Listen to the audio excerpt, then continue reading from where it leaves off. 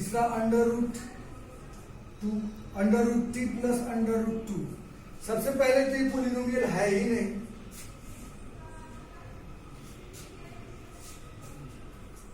ये मेरा पोलिनोमियल नहीं है।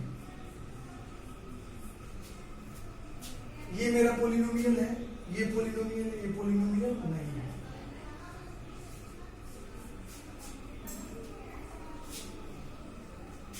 y 4 नंबर एग्जाम्पल यहां देते हैं। y plus 2/y। मैंने पहले भी इंट्रोडक्शन में पोलिनोमियल के बारे में बताया था कि जो एक टर्म एंड कंडीशन पोलिनोमियल का है वो लागू होना चाहिए।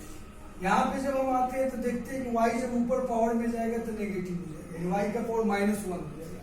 ड्यू टू दिस ये पोलिनोमियल नहीं है। फिर एक लास्ट 5 नंबर क्वेश्चन है मेरा, x⁻10 y⁻3 प्लस t⁻50। ये मेरा 3 डिफरेंट वेरिएबल्स में है। तो यहाँ क्वेश्चन मेरा कह रहा है कि एक ही वेरिएबल में होना चाहिए। फॉर्मेट तो पोलिनोमियल की तरह है, लेकिन 3 डिफरेंट टर्म होने की वजह से पोलिनोमियल इस अकॉर्डिंग टू द क्वेश्चन नहीं है।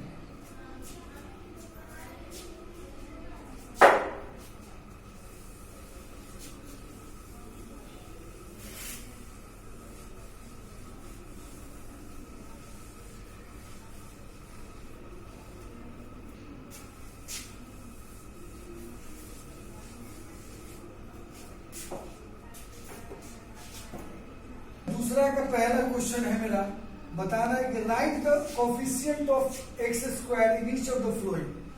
हमको एक्स स्क्वायर का कोफिशिएंट बताना है। पहला क्वेश्चन है मेरा 2 plus x square plus x. इसमें एक्स स्क्वायर का कोफिशिएंट बताने के लिए जैसा पहले मैं बताया हूं उस टर्म को यहाँ मेंशन किया जाएगा, एक्स स्क्वायर। अब एक्स स्क्वायर में मेरा कोफिशिएंट क्या है, एक्स स्क्वायर के आगे किसी टर्म से मल्टीप्लीकेशन, तो एक्स स्क्वायर के आगे कोई जो है दिखाई देने वाला टर्म नजर नहीं आ रहा। इस सिचुएशन में हम बोलते हैं 1। हम कह सकते हैं कि कोफिशिएंट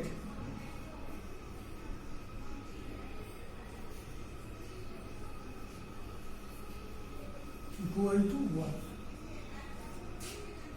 ऐसे ही आगे बढ़ेंगे। दूसरा 2 minus x square plus x cube. इसमें आते हैं एक्स स्क्वायर का coefficient, coefficient of x square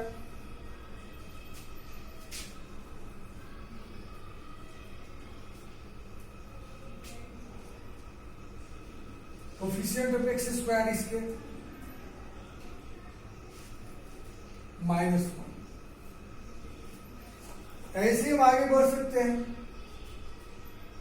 अब आगे इसका तीसरा क्वेश्चन पे फोकस करेंगे।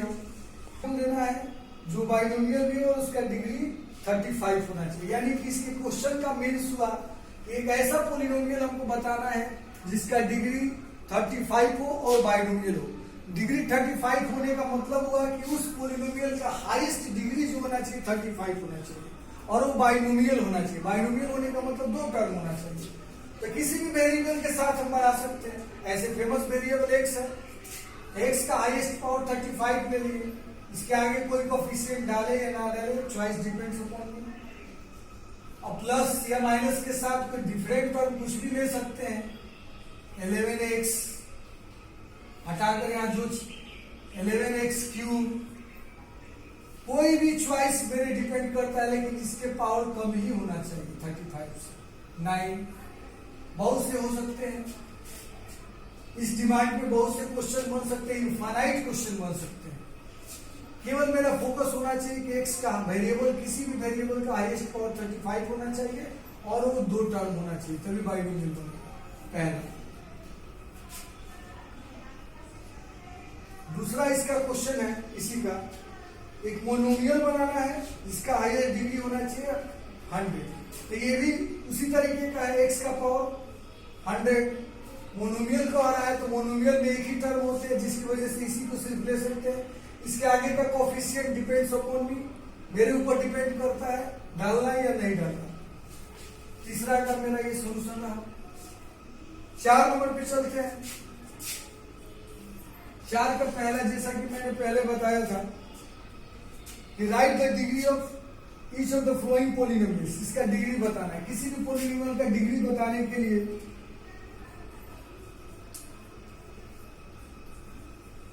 हमें उसका वेरिएबल का हाईएस्ट पावर को देखना पड़ेगा कि क्या है। इसमें हम देखते हैं वेरिएबल मेरा x है और उसका हाईएस्ट पावर, तीनों टर्म में सबसे हाईएस्ट पावर 3 है, तो हम कहेंगे इसका डिग्री जो होगा 3। उसी प्रकार 5 में आते हैं, जो क्लासिफाई करना है लीनियर, क्वाड्रेटिक एंड क्यूबिक। तो इसके बारे में भी मैंने पहले बता चुका है कि लीनियर को कैसे, 2 एग्जाम्पल इसमें दे रहे हैं, बाकी आप लोगों का होमवर्क रहे। एक्स स्क्वायर प्लस एक्स, इसमें पहला नंबर हमको बताना है कि कौन सा लीनियर है, क्वाड्रेटिक है, क्यूबिक है। तो हाईएस्ट पावर एक्स का 2 है, इसलिए मेरा ये क्वाड्रेटिक है। एक और कोई उठा लेते हैं, एक 5 नंबर लेते हैं, 3t। इसमें वेरिएबल का काम t कर रहा है और t का हाईएस्ट पावर 1 है, इसलिए लीनियर पॉलिनोमियल